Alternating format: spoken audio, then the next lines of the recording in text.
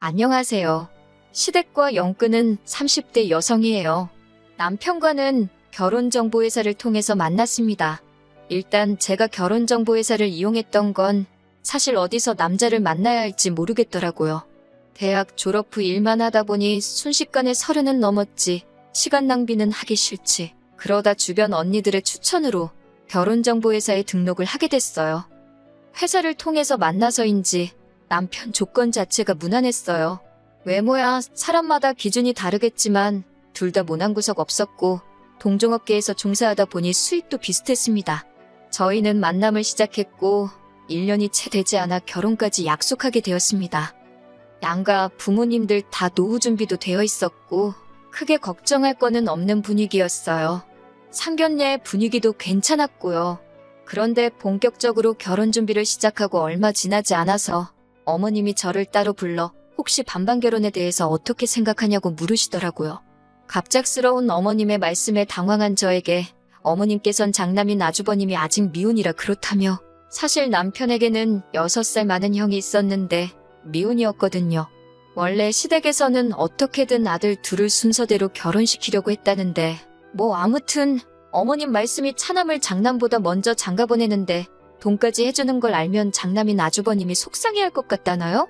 좀 황당했지만 한편으로는 이참에 받지 말까? 그런 생각도 들긴 했어요. 솔직히 시부모님이 지원해주신다는 5천만 원이 크다면 큰 돈이긴 하지만 주변에 시댁 도움받고 결혼했다가 이리저리 끌려다니는 케이스를 제법 봐서 그런지 깔끔하게 안 받는 게 나을지도 모르겠다 싶더라고요. 결국 양쪽 부모님의 도움 없이 저희 둘만의 힘으로 신혼살림을 시작했습니다.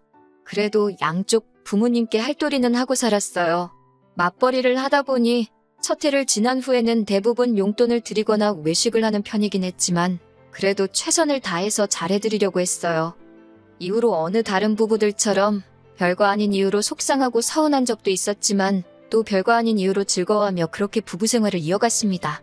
그러다 아주버님이 장가를 가면서 생각지도 못한 문제들이 발생하기 시작했어요. 아주버님께서는 당신보다 10살 어린, 저보다도 어린 여자와 결혼을 했습니다. 그게 화근이었을까요? 솔직히 4살이나 어린 형님을 대하는 게 편한 건 아니었지만 적당한 거리 유지하고 예의만 잘 지키면 적어도 문제는 없을 거라 생각했지요. 하지만 형님이라는 이 여자가 저를 상대로 말 같지도 않은 기싸움을 시작하더라고요. 저도 당하고만 사는 성격은 아니라서 매번 형님의 신경전에 놀아난 건 아니지만 그래도 말이 나온 김에 이야기를 해보자면요. 형님이 들어오고서 처음 맞는 아버님의 생신이었어요. 형님이 들어오기 전에는 첫 해에만 제가 집에서 챙겨드렸고 이후로는 계속 외식을 하고 있었거든요.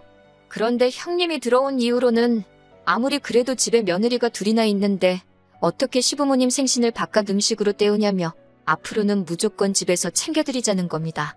그것도 생신 당일에 말이지요. 저는 직장을 다니고 있었으니 그건 어려울 것 같다고 했고 그러자 형님이 저더러 돈을 내랍니다. 제가 재료비를 대면 자기가 장 봐서 상을 차리겠다고요. 내키진 않았지만 무조건 싫다 하기도 뭐했고 어쨌든 저도 시집온 첫 해에는 직접 상을 차렸으니 형님 말대로 할까 싶더라고요. 그렇게 아버님 생신 당일이었습니다. 다시 볼 일도 없을 것 같으니 까놓고 이야기할게요. 제가 50만 원이나 보내줬는데 그 돈은 다 어디로 갔는지 상 위에는 뭐하나 막말로 찍어 먹을 게 없더라고요. 미역국도 소고기를 넣은 건지 어쩐 건지 모르겠고 반찬도 이건 새로 한 건지 먹던 걸 꺼내놓은 건지 그렇다고 좋은 날 식구들 앞에 놓고 반찬 타박을 하기도 그렇고 돈 어디다 썼냐 따져묻기도 그래서 혼자 짜증을 삭혔지 뭐라 하진 않았습니다. 시부모님께서 차려진 생일상을 보시더니 형님더러 고생이 많았다 그러시더라고요. 그러면 솔직히 제가 형님이라면 아니라고 그래도 동서가 돈도 보태고 했다 이 정도는 말을 했을 것 같아요. 그런데 형님이 한다는 소리가 돈도 많이 들고 고생도 많이 했다며 한마디로 자기 혼자 다 했다는 식인 거예요. 그러면서 덧붙이기를 동서는 바깥일 하느라 바쁘잖아요. 이런 건 맏며느리인 제가 챙겨야죠. 그러대요. 그것도 좋게 들리진 않았는데 뒤에다가 한다는 소리가 사실 마음만 있으면 못할 게 어디 있냐고요? 저도 사람인데 돈은 돈대로 썼는데 알아주는 사람은 하나 없으니 기분이 좋았겠어요? 솔직히 순진한 내가 당했구나. 형님이 보통 약은 게 아니네. 그렇게 깨달음만 얻었지요 뭐. 그 50만 원을 형님한테 줄 게 아니라 시부모님한테 따로 드렸어야 하는데. 그런데 더 어이가 없었던 건 이윽고 가족들의 식사가 끝나자 형님이 상 치울 생각도 안 하고 시부모님하고 같이 거실로 쪼르르 나가더라고요. 딱 분위기가 보아하니 저더러 치우라는 거였지요. 저는 손도 까딱 안 하고 그 뒤를 따라 거실로 왔습니다.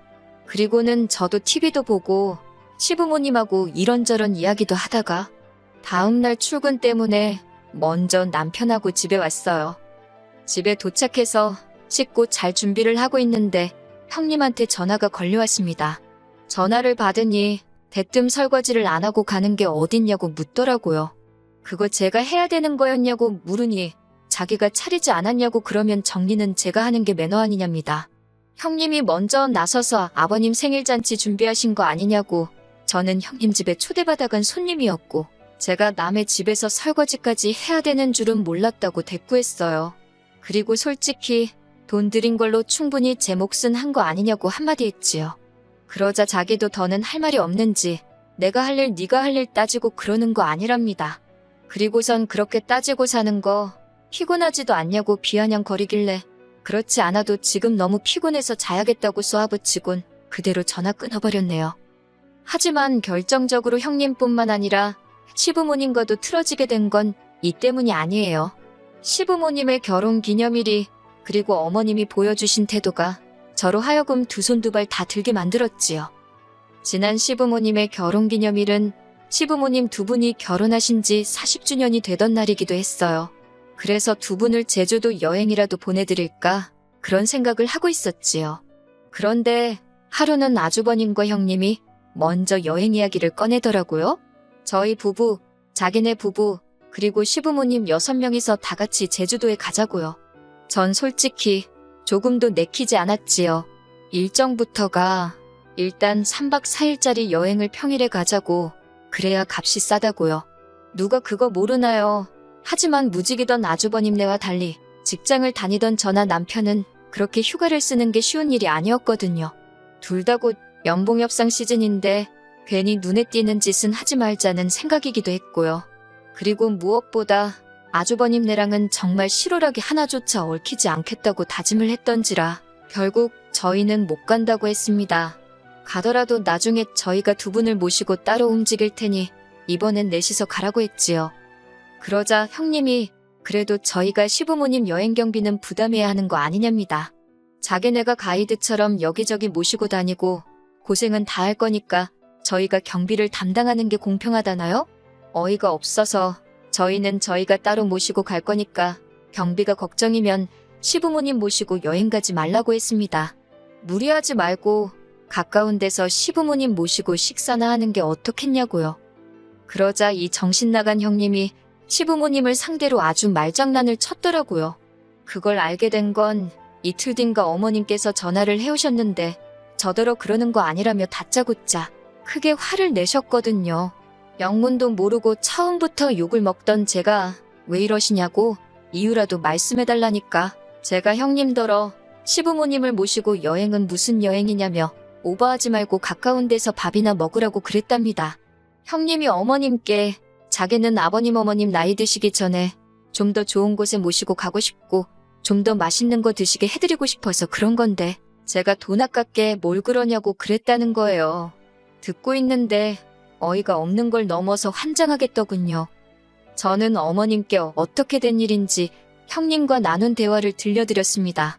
한참을 듣고 계시던 어머님께서도 어느 정도 화가 누그러지신 듯 했고요. 하지만 대화가 통하니 다행이라고 한숨 돌리고 있는데 어머님이 대뜸 하시는 말씀이 정말 어이가 없대요.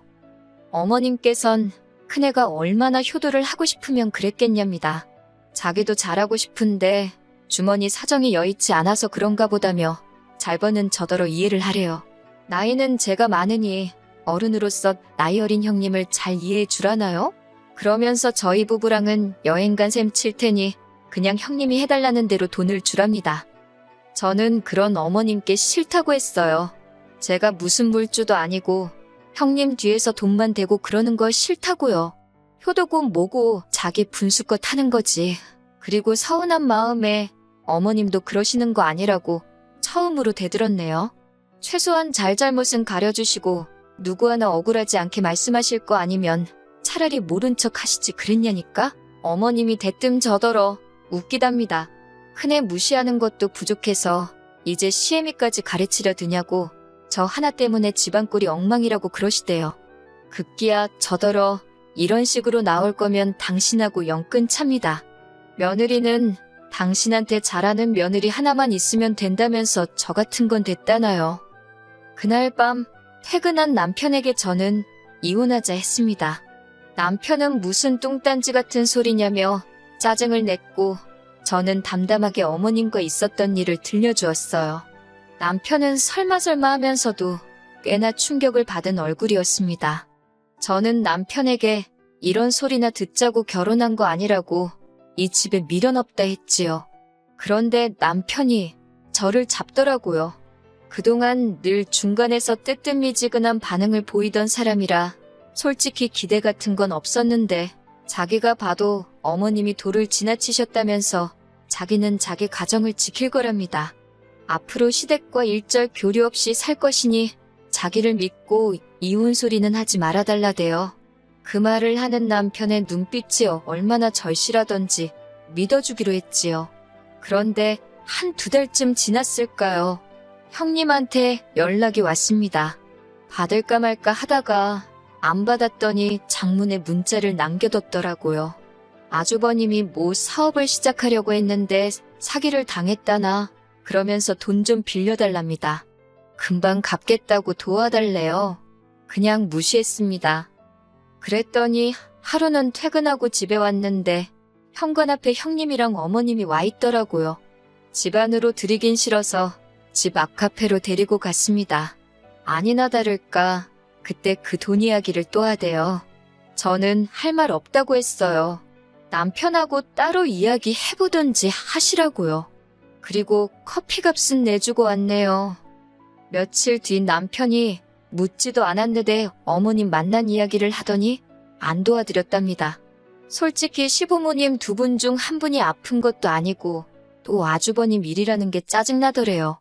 자기도 언제까지 거기 수발 들어주며 살 수는 없다며 남편이 단호한 태도를 보여주니 솔직히 안심이 되더라니까요. 앞으로도 남편이 잘 행동하리란 믿고 살아도 될 것 같아요.